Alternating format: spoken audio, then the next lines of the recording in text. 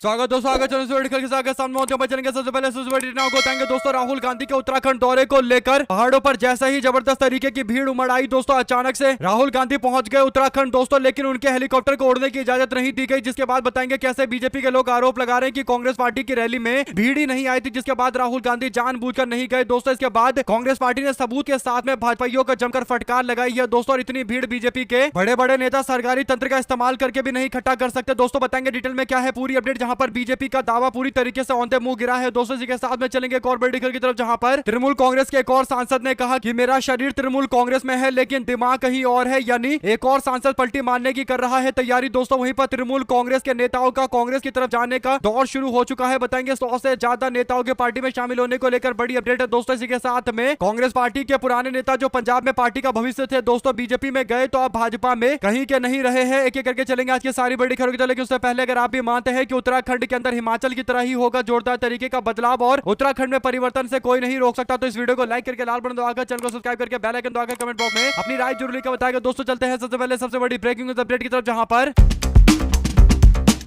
अंकिता भंडारी के न्याय की मांग को लेकर कांग्रेस पार्टी ने बीजेपी को कई मौके पर घुटनों पर लाया है दोस्तों। ऐसे ही उत्तराखंड के अंदर यहां तक कि वित्त मंत्री का इस्तीफा कांग्रेस पार्टी ने करवाया था और संगठन कांग्रेस पार्टी का काफी मजबूत है। इसके बाद उत्तराखंड के अंदर कांग्रेस पार्टी की स्थिति 2027 के चुनाव में कहे तो सबसे ज्यादा मजबूत है दोस्तों, और इसीलिए उत्तराखंड के दौरे पर राहुल गांधी जा रहे थे। 4 तारीख और 5 तारीख को राहुल गांधी का यानी बीते दिन और आज रैली होने वाला था दोस्तों। राहुल गांधी कुमाऊं और गढ़वाल यानी अल्मोड़ा और पौड़ी के क्षेत्र में दोनों मंडल को कवर करने के लिए रैली करने के लिए पहुंच रहे थे दोस्तों। जनसभा में पूर्व सैनिक से संवाद और पार्टी कार्यकर्ताओं के साथ में बैठक 2027 की चुनाव को लेकर शंखनाद करने का पूरा मामला था दोस्तों, जहां पर अल्मोड़ा के अंदर बड़ी जनसभा के शंखनाद रैली करना था, जिसमें महिला और युवाओं को जोड़ने की कोशिश, और पौड़ी गढ़वाल जो पूरी तरीके से सैनिकों से जुड़ा हुआ इलाका है दोस्तों, यहां पर कोंडोलिया ग्राउंड में और रामलीला ग्राउंड में अग्निवीर से लेकर ओआरओपी के मामले को लेकर पूर्व सैनिक को राहुल गांधी संबोधित करने वाले थे दोस्तों। और कोटद्वार में जाकर मोहम्मद दीपक के जिम में राहुल गांधी उन्हें संविधान का हीरो कहकर पुकार चुके हैं और उनकी जिम की सदस्यता लेने वाले थे दोस्तों, लेकिन मौसम की मार के कारण राहुल गांधी बीते दिन अल्मोड़ा की रैली नहीं कर पाए और राहुल गांधी दिल्ली से पंतनगर एयरपोर्ट पर पहुंच गए थे दोस्तों। लेकिन पंतनगर एयरपोर्ट से राहुल गांधी को अल्मोड़ा रैली करने के लिए जाना था, हेलीकॉप्टर का इस्तेमाल करना था दोस्तों, लेकिन परमिशन नहीं दी गई। इस बात को लेकर कांग्रेस पार्टी के नेता और राज्य के पूर्व मुख्यमंत्री भड़क जाते हैं दोस्तों, और हरीश रावत कहते हैं कि राहुल गांधी अल्मोड़ा आ रहे थे, हमारे कई हजार कार्यकर्ता उनका इंतजार कर रहे थे। देहरादून में राहुल गांधी की बैठक होने वाली थी, लेकिन खराब मौसम का हवाला देकर हेलीकॉप्टर की सेवा नहीं दी गई और कहा गया कि हेलीकॉप्टर नहीं उतर पाएगी और राहुल गांधी पंतनगर से आगे अल्मोड़ा तक नहीं आ पाए, यानी पूरी तरीके से उत्तराखंड आकर राहुल गांधी को वापस जाना पड़ा क्योंकि हेलीकॉप्टर की सेवा नहीं दी गई। और हरीश रावत कहते हैं कि खराब मौसम का हवाला देकर राहुल गांधी का हेलीकॉप्टर रोका गया, लेकिन हकीकत यह है कि जो एक इंजन वाले हेलीकॉप्टर थे वो तो चल रहे थे, तो अगर एक इंजन वाले हेलीकॉप्टर चल सकते हैं तो 2 इंजन वाले हेलीकॉप्टर को चलने में क्या दिक्कत आ रही है, और राहुल गांधी का हेलीकॉप्टर क्यों नहीं उड़ने दिया गया, ये बड़ा सवाल पूछते हुए उन्होंने कहा कि पायलट और हेली सर्विसेज इन्हीं संस्थानों के द्वारा ये पूरा मामला संचालित होता है। ये गंभीर प्रश्न आम लोगों के दिमाग में उठ रहा है। उन्होंने कहा कि मैं हजारों हजार पुरुष और महिला जिस व्यक्ति को सुनने के लिए इंतजार कर रहे थे, मन में प्रश्न स्वाभाविक रूप से उठ रहा है कि आखिर उनको आने क्यों नहीं दिया गया और राहुल गांधी को खराब मौसम का हवाला देकर हेलीकॉप्टर से आगे नहीं बढ़ने दिया गया, जबकि दूसरे हेलीकॉप्टर जो चल रहे थे। कुल मिलाकर ये सवाल पूछा दोस्तों पूर्व मुख्यमंत्री हरीश रावत ने। इस पर भाजपाई भड़क जाते हैं और कहते हैं कि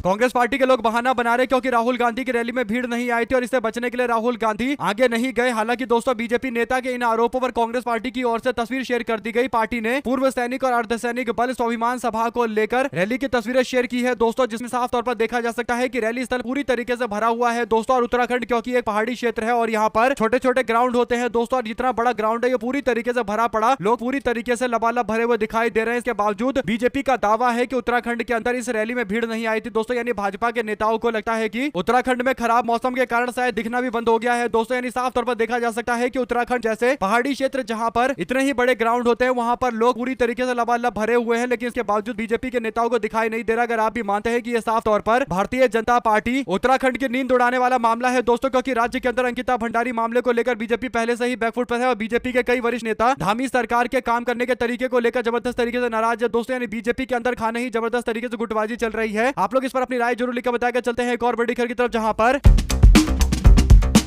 बीजेपी के नेताओं का जो दावा है कि रैली में भीड़ ही नहीं आई थी दोस्तों, अगर भीड़ नहीं आती तो राहुल गांधी शांति से दिल्ली वापस लौट जाते, लेकिन राहुल गांधी ने अल्मोड़ा की रैली को संबोधित किया दोस्तों, फोन पर संबोधित किया उन्होंने। कांग्रेस पार्टी की नेत्री कुमारी सैलजा जो प्रभारी भी है उत्तराखंड की, उनसे बोला कि आप फोन ऑन करिए और मेरी कार्यकर्ताओं से बात कराइए। और उसके बाद राहुल गांधी ने माइक पर फोन के सहारे आम जनता को संबोधित करते हुए उत्तराखंड को लेकर कई बड़ी बात बोली है दोस्तों। राहुल गांधी ने वादा किया है कि 1-2 दिन में वापस से लौटेंगे और कुछ दिनों में वापस लौटकर सारे दौरे को पूरा करेंगे दोस्तों। और यहाँ तक कि मोहम्मद दीपक के जिम में भी जाएंगे, जहां पर उन्होंने मानवता को लेकर एक बड़ा मैसेज दिया था कि देश दुनिया कहीं भी मानवता से बड़ा कोई धर्म नहीं होता, और एक मुस्लिम समाज के बुजुर्ग व्यक्ति की जान बचाई थी दोस्तों। ऐसे में मोहम्मद दीपक को राहुल गांधी पहले ही संविधान के रक्षक बता चुके हैं। आने वाले दिनों के अंदर फिर से मुलाकात करने के लिए जरूर जाएंगे। अगर आप भी मानते हैं कि यह साफ तौर पर संकेत है कि उत्तराखंड के अंदर राहुल गांधी अब मिशन पर लग गए हैं दोस्तों, और उत्तराखंड के अंदर कांग्रेस पार्टी हिमाचल वाला मॉडल चलाने वाली है। पार्टी की एकजुटता ही बीजेपी की हार का संकेत है, क्योंकि सबको पता है कि भाजपा में गुटबाजी भीषण स्तर की चल रही है। यानी अगर भारतीय जनता पार्टी के अंदर गुटबाजी ऐसा ही चलती रही और कांग्रेस पार्टी में सारे नेता एकजुट हो जाएंगे दोस्तों, तो आम जनता परिवर्तन करने के लिए तैयार है। वैसे भी उत्तराखंड के अंदर अमूमन 5-5 साल में परिवर्तन होता है और एंटी इनकम्बेंसी इतनी ज्यादा हो जाती है दोस्तों, यानी सत्ता विरोधी एक माहौल बन जाता है। लेकिन इस बार बीजेपी 10 साल से सरकार चला रही है, तो भारतीय जनता पार्टी को लेकर सत्ता विरोधी लहर और ज्यादा प्रचंड हो चली है। दोस्तों जरूर लिखा बताएगा। चलते हैं एक और बड़ी खबर की तरफ, जहां पर दोस्तों तृणमूल कांग्रेस के अंदर सांसदों के पलटी मारने को लेकर जो चर्चा चल रही है दोस्तों, उसमें कहीं ना कहीं एक बड़ी सच्चाई तो है। जो अपडेट है वो ये की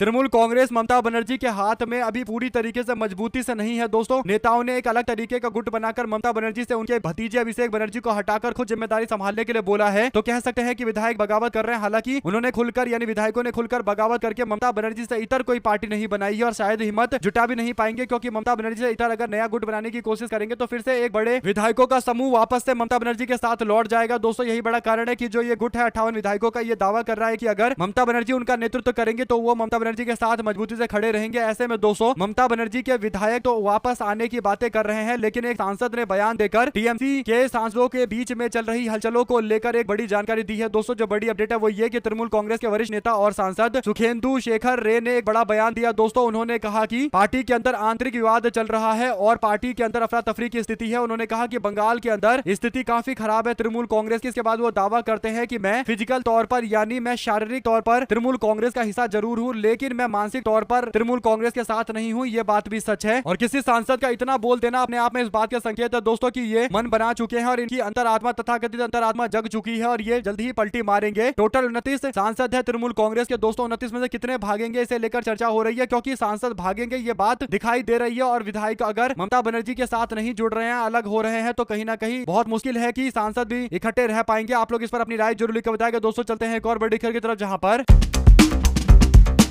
पश्चिम बंगाल के अंदर तृणमूल कांग्रेस के नेताओं के भागने का फायदा कांग्रेस पार्टी को मिल रहा है दोस्तों, क्योंकि कांग्रेस पार्टी तृणमूल कांग्रेस की विचारधारा जैसी ही पार्टी बंगाल के अंदर है, यानी कांग्रेस पार्टी में से अलग होकर टीएमसी का उदय हुआ है दोस्तों। ऐसे में जिन लोगों को तृणमूल कांग्रेस से दिक्कतें हैं, यानी जो पार्टी के तृणमूल कांग्रेस के लोग हैं, वे लोग नाराज होकर अब जो पलटी मार रहे हैं, तो उनके लिए एक विकल्प बचता है केवल कांग्रेस पार्टी दोस्तों। और इसीलिए जलपाईगुड़ी के 2 वरिष्ठ नेता तृणमूल कांग्रेस के नेता कांग्रेस पार्टी में शामिल हो गए, ऐसी अपडेट आई दोस्तों। ऐसे ही हावड़ा के अंदर 100 से ज्यादा कार्यकर्ताओं ने पलटी मारकर कांग्रेस पार्टी यानी पुरानी पार्टी का दामन थाम लिया। इससे एक बात स्पष्ट हो गई है कि आने वाले दिनों के अंदर तृणमूल कांग्रेस के जितने नेता भागेंगे दोस्तों, उसमें से ज्यादातर जो हार्डकोर तृणमूल कांग्रेस के नेता है वो पलटी मारकर कांग्रेस पार्टी की तरफ जाएंगे और बाकी जो लोग बिकाऊ है या फिर विचारधारा जिनके लिए मायने नहीं रखती, वो भारतीय जनता पार्टी के साथ जाएंगे। जो भी अपडेट इससे जुड़ी आती रहेगी, आप तो लगातार अपडेट पहुंचाते रहेंगे दोस्तों। चलते हैं एक और बड़ी खबर की तरफ, जहां पर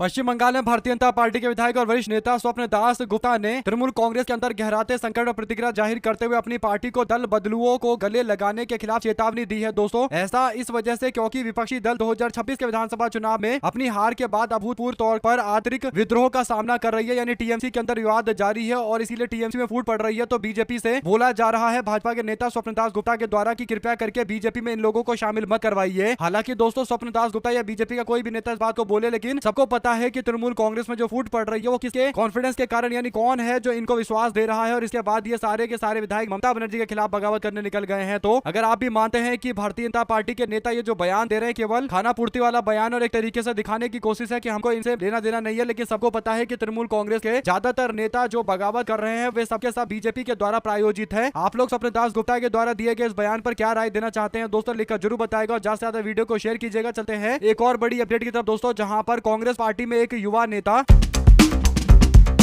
रवनीत बिट्टू जिनका भविष्य था कांग्रेस पार्टी के अंदर और उम्मीद की जा रही थी कि उनको 2027 के चुनाव में पार्टी एक बड़ी भूमिका में लेकर आएगी दोस्तों, लेकिन इन्होंने पाला बदल लिया और भारतीय जनता पार्टी में चले गए। मार्च 2024 में बीजेपी में शामिल हो गए और लुधियाना से लोकसभा का चुनाव बीजेपी के टिकट पर लड़े, चुनाव हार गए। फिर अगस्त 2024 में इनको राजस्थान से राज्यसभा भेजा गया दोस्तों, यानी राज्यसभा बाईपोल के अंदर निर्विरोध चुनकर राज्यसभा भेजा गया। मोदी सरकार में एमओएस रेल बनाए गए, यानी रेल मंत्रालय का राज्य मंत्री और ऐसे ही फूड प्रोसेसिंग का राज्य मंत्री बनाया गया। पंजाब में बीजेपी को एक सिख नेता मिला तो रवनीत बिट्टू सोच रहे होंगे कि भारतीय जनता पार्टी में उनका भविष्य उज्जवल है दोस्तों, लेकिन अब रवनीत बिट्टू को भारतीय जनता पार्टी ने एकदम साइडलाइन कर दिया है, असली हकीकत बतानी शुरू कर दी है दोस्तों। यानी पहले इनको मंत्री बनाया गया, इसके बाद इनको राज्यसभा का टिकट भी नहीं दिया गया, यानी इनका कार्यकाल 21 जून 2026 को राजस्थान के अंदर खत्म होने जा रहा है। राजस्थान की 3 सीटों पर वोट डाले जाएंगे राज्यसभा के चुनाव को लेकर दोस्तों, और 18 जून को वोट डाला जाएगा। 18 को ही नतीजे घोषित कर दिए जाएंगे। जो 3 सीटें हैं उसमें से 2 सीटों को लेकर बीजेपी ने अपना उम्मीदवार उतार दिया, एक तो सतीश पूनिया, दूसरा अलका गुर्जर, और जो तीसरी सीट है वो तो कांग्रेस पार्टी के खाते में जा रही है। तो बीजेपी के खाते में 2 ही सीट राजस्थान के अंदर है दोस्तों, और दोनों सीटों पर बीजेपी ने अपना उम्मीदवार घोषित करके रवनीत बिट्टू को कहीं मैदान में नहीं उतारा। तो इसका सीधा मतलब यह है कि रवनीत बिट्टू भारतीय जनता पार्टी में अलग थलग कर दिए गए हैं दोस्तों। बीजेपी इनको लेकर आई थी एक युवा सिख चेहरे के तौर पर, इनके पिता तो एक टाइम में कांग्रेस पार्टी के मुख्यमंत्री भी हुआ करते थे। ऐसे में अब ना तो कांग्रेस पार्टी में रहे दोस्तों और मंत्री बनाया गया तो वो भी राज्य मंत्री बनाया गया, जिसकी कोई वैल्यू नहीं होती, और राहुल गांधी के खिलाफ उल्टा सीधा बयान देते रहते हैं। और अब ये राज्यसभा का मेंबर भी नहीं है दोस्तों। 2 शब्द जरूर लिखकर बताएगा इस पूरे मामले पर, ज्यादा से ज्यादा वीडियो को शेयर कीजिएगा, क्योंकि या तो इनको मंत्रालय से हटाया जाएगा दोस्तों, या 6 महीने के अंदर इनको मंत्री के पोस्ट अपने आप ही इस्तीफा देना पड़ेगा, क्योंकि मंत्री बनने के लिए राज्यसभा या लोकसभा किसी एक का मेंबर तो होना जरूरी है केंद्र में। आप लोग अपनी राय जरूर लेकर ज्यादा से ज्यादा वीडियो को शेयर कीजिएगा। साथ साथ चलते हैं एक और बड़ी खबर की तरफ दोस्तों, जहां पर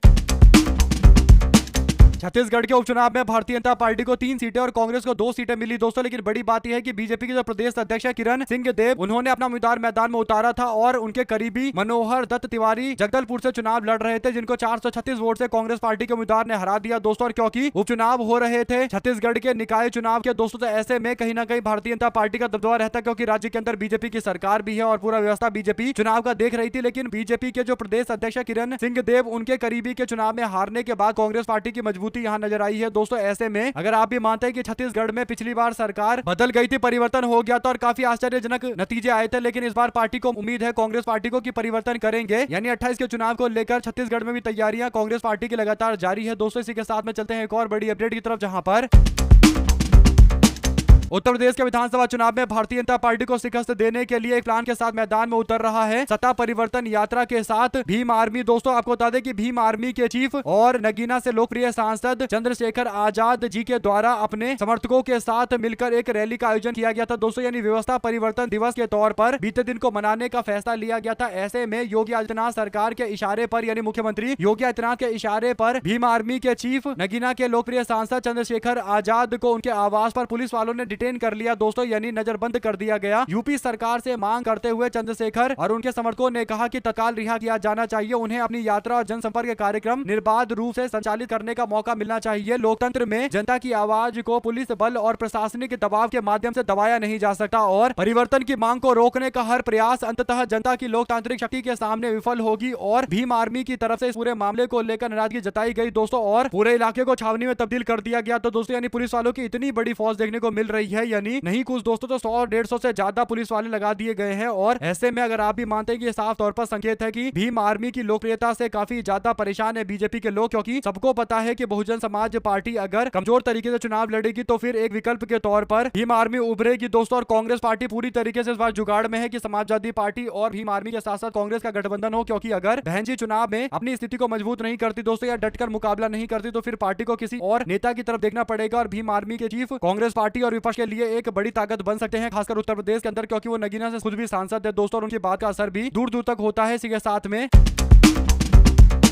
कांग्रेस पार्टी से जुड़े पत्रकार आदेश रावल कहते हैं कि कांग्रेस पार्टी में बहुत सारे पोस्ट अभी खाली चल रहे हैं और तमिलनाडु के प्रभारी को गोवा का अध्यक्ष बनाया गया है, तो तमिलनाडु को नया प्रभारी जल्द मिलेगा। हरियाणा के प्रभारी बीके हरिप्रसाद को कर्नाटका में कांग्रेस पार्टी का प्रदेश अध्यक्ष नियुक्त किया गया है, तो हरियाणा को भी नया प्रभारी मिलेगा। रमेश चेन्नीथला को केरल के मंत्री बनाए जाने के बाद महाराष्ट्र को नया प्रभारी मिलने वाला है। और असम की हार के बाद जितेंद्र सिंह इस्तीफा दे चुके हैं, असम को भी नया प्रभारी मिलेगा। 4-5 नए प्रभारी महासचिवों का रिपोर्ट कार्ड उम्मीद के मुताबिक नहीं रहा उनकी छुट्टी होगी और 2-3 राज्यों के अध्यक्षों को भारतीय राष्ट्रीय कांग्रेस में जगह दी जाएगी। यानी कांग्रेस पार्टी में एक बार फिर से संगठन को लेकर बड़े बदलाव किए जाएंगे। और बिल्कुल सही भी है दोस्तों, अगर आप भी मानते हैं कि कांग्रेस पार्टी के अंदर जिस व्यक्ति ने अच्छा परफॉर्मेंस किया है, जिसने पार्टी की सरकार बनाई है, उसको मंत्री बनाया जाना चाहिए। और अगर कोई व्यक्ति प्रभारी के तौर पर सही से काम नहीं कर पाया या फिर वो सही से पार्टी को जितवा नहीं पाया तो फिर उसके लिए कोई दूसरा पोस्ट, और वो भी पहले पोस्ट से कमतर वाला पोस्ट होना चाहिए, एक तरीके से डिमोशन होना चाहिए। तब जाकर उनको पता चलेगा कि अगर परफॉर्मेंस नहीं होगा तो फिर पार्टी में बड़ा पोस्ट भी नहीं मिलेगा और इसके बाद एक जिम्मेदारी के साथ काम करेंगे। यानी एक कल्चर होना चाहिए इस तरीके का जहां पर अच्छा काम करने पर प्रमोशन और कम और खराब काम करने पर डिमोशन भी होना चाहिए। और ये एक तरीका होता है किसी पार्टी को चलाने का और कांग्रेस पार्टी धीरे धीरे करके उसी रास्ते पर आगे बढ़ रही है। दोस्तों आप लोग इस पर जो भी राय देना चाहते हैं लेकर जरूर बताएगा। साथ साथ चलते हैं एक और बड़ी खबर की तरफ जहां पर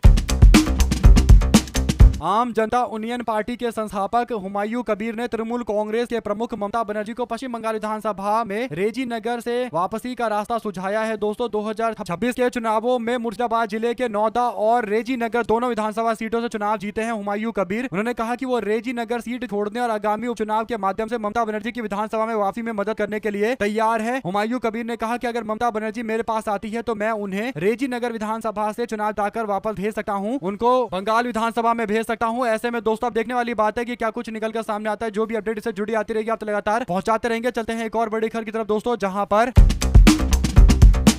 ममता बनर्जी की पार्टी में पड़ी फूट के बाद अब ममता बनर्जी को परेशान करने के लिए उनके ऊपर एक और मामला दर्ज करने की अपडेट सामने आ रही है। दोस्तों जो जानकारी है वो ये कि ममता बनर्जी की पार्टी तृणमूल कांग्रेस में फूट डालने के बाद अब भारतीय जनता पार्टी के लोग कोशिश कर रहे हैं कि ममता बनर्जी को अलग अलग मुद्दों में भटकाया जाए। दोस्तों इसीलिए ममता बनर्जी के खिलाफ गृह मंत्री को लेकर दिए गए बयान पर अब शिकायत दर्ज करवाई गई है। दोस्तों 2 जून को कोलकाता में रानी रासमोनी रोड पर एक विरोध सभा के दौरान ममता बनर्जी की टिप्पणियों से संबंधित मामले को लेकर, जिसमें उन्होंने बांग्लादेशी नागरिक उस्मान हादी की हत्या का जिक्र करते हुए कहा था कि केंद्रीय गृह मंत्रालय और गृह मंत्री अमित शाह को फंसाने वाला बयान दिए थे। और वकील रिंकी सेन चटर्जी ने ममता बनर्जी के खिलाफ शिकायत दर्ज कराते आरोप लगाया कि उस्मान हादी की हत्या पिछले दिसंबर में बांग्लादेश के अंदर हुई थी और हादी के हत्यारे मेघालय की सीमा पार करके जनवरी में पश्चिम बंगाल के अंदर आए थे, जो राज्य के स्पेशल टास्क फोर्स ने उन दोनों को गिरफ्तार कर लिया था। ममता बनर्जी ने 2 जून को एक सभा को संबोधित करते हुए इस मुद्दे को लेकर कहा कि संकेत दिया था कि भले ही हत्या किसी दूसरे देश के अंदर की गई हो, लेकिन उन्हें पता है कि इसमें कौन शामिल है। उन्होंने गृह मंत्रालय पर आरोप लगाया था। दोस्तों इसके बाद अब यह मामला दर्ज किया गया है। इसके साथ में चलते हैं एक और बड़ी खबर की तरफ, जहां पर